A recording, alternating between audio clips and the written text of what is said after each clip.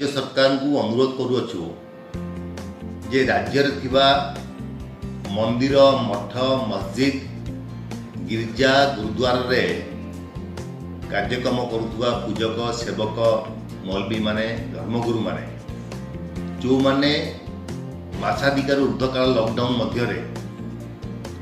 Social distancing माध्यम रे सबु धर्मानुष्ठान को भक्तों जीवा मना हेतु से माने नाई नथिबा असुविधार सम्मुखीन होउछंती। जोपरी भाव में सरकार पुरी सेवायत मान 5,000 टंकार सहायता राशि देइछंती। आमे दाबी करूँ सरकार पाखे जे ये सबू राज्य सारा जो मठ मस्जिद गुरुद्वार गिरजा अच्छी तार जो माने पूजक जो माने सेवायत अच्छी अनुरूप साहाय्य सरकार तरफ दिया जाए।